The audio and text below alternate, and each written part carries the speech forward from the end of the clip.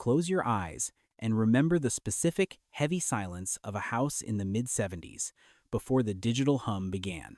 You are 15 years old, lying on a deep shag carpet, staring at a single crack in the plaster ceiling. There is no phone in your pocket vibrating for attention, no glowing screen demanding you look at it right now.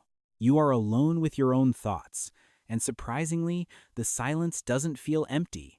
It feels like waiting for something to start. That feeling in your chest isn't anxiety. It is the raw, unpolished hunger for a life that hasn't happened yet. You know exactly what freedom looks like. It's made of steel, glass, and a rusted muffler that needs fixing. You want a car, not because you need to get somewhere, but because you need to be someone else. You walk into the kitchen and your father doesn't look up from his newspaper to ask if you need money. The rule is unspoken but absolute. If you want the keys to a different life, you have to buy the lock. So you get a job at the gas station, smelling like gasoline and Gojo soap every single day after school. You spend your summer stocking shelves at the grocery store, facing labels forward until your fingers are dry and cracked. You work the fryer at the burger joint, watching the grease burn small, red constellations onto your forearms. You aren't building a resume for a college application. You are trading hours of your life for something tangible. Every Friday, you take a paper envelope of cash and hide it in a shoebox under your bed. In 1978, nearly 60% of teenagers are doing exactly this, working not for experience, but for ignition. You aren't special for working this hard. You are simply part of a generation learning the physics of effort. Then comes the Saturday morning you count out $400 in wrinkled bills for a used Dodge Dart. It has 80,000 hard miles, burns oil, and the passenger door only opens if you kick it. But when you hand over that cash, you feel a shift in your center of gravity that no one explained. You realize for the first time that your sweat has a direct exchange rate for personal freedom. That rusty Dodge Dart changes the geography of your entire world the moment you turn the key. Suddenly, the map expands from your neighborhood block to anywhere a tank of gas can take you. Friday nights become a ritual of motion, windows cranked down, humid air rushing against your face. You blast Radar Love over the hiss of static, singing to the empty road like it's a stadium. Even with the oil embargo making every gallon hurt, you pay the price because fuel is independence. Your parents give you a single, hard boundary. Be home by midnight, and that is the only rule. What happens between the driveway and midnight is entirely, terrifyingly, your own business. There is no GPS satellite tracking your speed, no app pinging your location to a server in California. You pull out of the driveway, and you simply vanish from the grid of adult supervision. You are a ghost in a machine, navigating the night with nothing but your headlights and your instincts. If plans change, you can't text a group chat. You have to physically hunt your people down. You learn the unwritten circuit. The burger joint, the drive-in, the dead-end turnaround by the lake. You develop a sniper's eye for scanning parking lots at 30 miles per hour. You recognize your best friend's fender dent, or the specific sticker on your crush's bumper from 50 yards away. Finding your friends feels like a victory, a successful collision of orbits in a chaotic universe. You walk into the diner and scan the booths, reading the room before you even take a step. You learn to gauge the energy of a Friday night just by looking at who is parked where. This isn't just hanging out. This is logistical management and social reconnaissance in real time. You are building a mental map of your social world without a single algorithm to help you. And when you can't find them, you learn to sit with the silence of being the only one on the road. You didn't grow up with helicopter parents hovering over your shoulder to smooth out every rough edge. You had what we now call Home Depot parents. You wander the aisles looking for help, but nobody is coming. You stand there holding a broken piece of your life, realizing you have to fix it yourself. If you fell off your bike and scraped your knee, the advice was simple: rub some dirt on it. The only rule regarding personal injury was stark and practical. Don't you dare bleed on my good shag carpet. This sounds harsh now, but it built a quiet, ironclad belief that you could survive your own mistakes. You learned that pain was just a sensation, not a catastrophe that required an emergency family meeting. But the real education didn't happen at home. It happened under the fluorescent lights of the shopping mall. The mall wasn't just a collection of stores. It was the physical internet of the 1970s teenager. It was the only place where you could see everyone you knew and everyone you wanted to know. You cruise the food court like a shark, holding a soda you bought an hour ago, just watching. You learn to read the hierarchy of high school by seeing who sat at the center tables. Then there was the arcade, a dark cavern flashing with the electronic pulse of a new era. You walked in with a pocket full of quarters, heavy metal tokens that felt like ammunition. Standing at the Pac-Man machine, you learned the brutal, beautiful meritocracy of the high score list. If you ran out of money, you didn't leave. You watched the masters work, studying their patterns. You learned who was a sore loser and who would spot you a quarter without asking for it back. Placing your quarter on the glass screen was a binding legal contract that said, "I got next." This wasn't wasting time. This was a social laboratory, disguised as a room full of beeping machines. You were learning to handle pressure while three strangers breathed down your neck, waiting for you to fail. If you think modern dating is hard, imagine a world where you couldn't send a text to test the waters. You had to pick up a heavy beige telephone receiver and physically dial 7 numbers. The phone was wired to the wall in the kitchen, the busiest room in the entire house. You prayed her father wouldn't answer, but her father always answered on the second ring. "Hello, Mr. Johnson. This is Mike," you said, your voice cracking under the weight of sheer terror. He wasn't just a dad. He was the gatekeeper, holding the line while he decided if you were worthy. You stood there sweating, tethered by a curly cord that only stretched 4 feet from the wall. If you made it past him, you had 10 minutes to talk before someone yelled, "Get off the phone!" Privacy wasn't a right. It was a luxury you stole by stretching that cord into the pantry.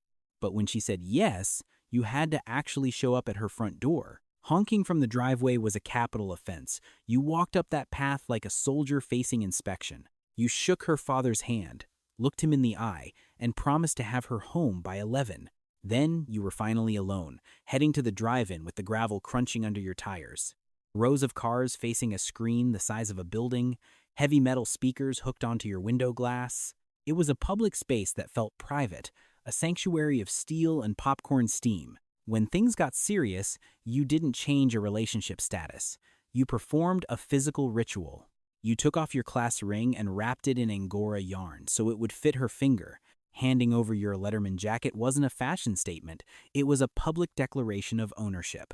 Everyone in the hallway knew exactly who belonged to whom without checking a single profile. These weren't just objects. They were heavy, tangible anchors in a relationship that required real presence. And when it ended, you didn't just change a status.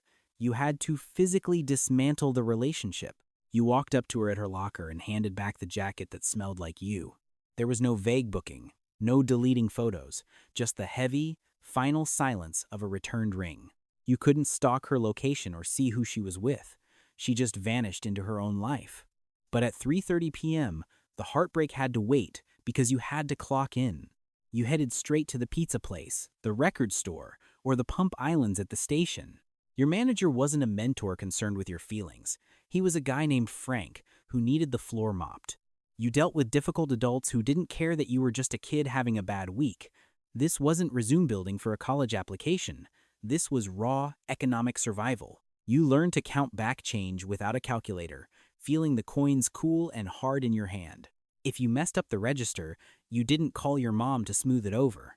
You fixed it, you paid for it out of your tips, or you got fired. That fear of consequences was a better teacher than any lecture your parents ever gave you. You realized early that the world would not pause just because you were overwhelmed. But when you held that paycheck on Friday, it felt heavier than paper. It felt like power. You bought your own gas, your own concert tickets, your own mistakes. Something got hardwired into your spine during those shifts. The absolute knowledge that you are capable. You learned that you could stand on your own 2 feet even when you were tired. You walked home smelling like pepperoni or unleaded fuel, invisible to the world but solid to yourself. You were becoming someone who didn't need to be rescued. Then there were the nights when the phone didn't ring, and the plan was simply that there was no plan. You sat on the floor of your room and let the silence settle around you like a heavy wool blanket. Modern teenagers treat boredom like a medical emergency that needs an immediate digital cure. But you just sat with it, stared at the ceiling, and let your mind wander into the terrifying quiet. You learned that doing nothing wasn't a waste of time. It was the soil where your personality actually grew. Or maybe you ended up in a basement with wood paneling, cheap beer, and parents who were conveniently out of town. The air was thick with smoke and the bass of a stereo pushing speakers to their absolute mechanical limit. There were no cameras documenting who was there, no fear that a mistake would be broadcast to the world. If a fight broke out or someone drank too much, you didn't look for an adult to intervene. You and your friends became the adults, de-escalating the drama and figuring out how to get everyone home alive. But the deepest work happened when you retreated to your sanctuary, the bedroom with the closed door. You covered the walls with posters until the floral wallpaper underneath was just a rumor. In the center of this shrine was the turntable, the altar where you worshiped the only gods that mattered. Buying an album wasn't a click. It was a financial commitment that required weeks of saving. You didn't shuffle through 10,000 songs. You married 40 minutes of music, for better or for worse.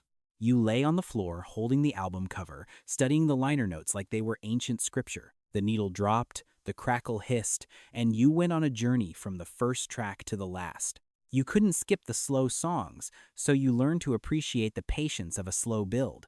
In that solitude, listening to Pink Floyd or Led Zeppelin, you weren't lonely. You were constructing a soul. You realized that you could be alone with your own thoughts, and not only survive it, but enjoy it. When your heart got broken, you didn't have the option to publicly spiral on a digital timeline. You lay on your bedroom floor, staring at the ceiling, feeling the crushing weight of silence. You couldn't check who they were with, see their new photos, or monitor their location. You had to sit with the pain, process it, and eventually realize it hadn't actually killed you. Emotional resilience wasn't a concept you read about. It was a muscle you tore and rebuilt daily. And here is the part that modern teenagers can barely comprehend. Your mistakes were temporary. If you did something stupid at a party, it was a rumor on Monday and forgotten by Friday. There was no permanent digital archive of your worst moments waiting to destroy your future career. You were allowed to be messy, to fail, to be imperfect, and then simply move on. This freedom created a generation that isn't afraid of risk because they know failure isn't fatal. Navigating friendships required a level of emotional intelligence that no algorithm can replicate. If you had a problem with a friend, you couldn't send a passive-aggressive text or subtweet. You had to knock on their door, look them in the eye, and fix it or end it. You learned to read the truth in a tremble of a voice or the shift of a gaze. You developed an internal radar for authenticity because you couldn't curate a personality online. You were who you were in the room, not who you pretended to be on a profile. Trust wasn't about privacy settings. It was about knowing who would keep your secrets. You learned that relationships are built on presence, showing up when it matters, not just hitting like. The 1970s teenager became an expert in human nature out of sheer necessity. You walked through the fire of adolescence without a digital shield, and you came out forged in steel. You are the bridge generation, the last humans to grow up with dirt under your fingernails and the wind in your hair. You speak the language of the digital world, but you dream in analog. You know how to fix a carburetor and how to reset a router, but only one of those things feels real. You possess a secret superpower that is becoming extinct, the ability to exist without an audience. You built your identity in the dark, like a photograph developing in a chemical bath. Because no one was watching, you were free to become exactly who you needed to be. You made mistakes that evaporated into the ether instead of being etched onto a server forever. You learned to trust your gut because there was no Google to ask for a second opinion. That unshakable sense of self you feel today, it was forged in those empty, silent afternoons. You don't need likes to know you have value. You proved your value on a shift at the gas station. You don't need constant connection to feel loved. You learned that love survives the silence between phone calls. Modern anxiety often comes from the terror of being invisible, but you know the peace of being unseen. You carry a quiet strength, a ballast that keeps you steady while the world spins faster and faster. When the internet goes down and the screens go black, you are the ones who will simply light a candle. You are the keepers of the lost art of patience, of waiting, of earning, of being. Those teenage years weren't just a time you survived. They were the foundation of your soul. You figured it out on your own, without a map, without a net, and without a filter. And because you built yourself from scratch, nobody can ever deconstruct you. The best teenage years were the ones spent off-screen, where the only thing that mattered was the moment right in front of you. You know who you are, and in a noisy world, that is the ultimate freedom.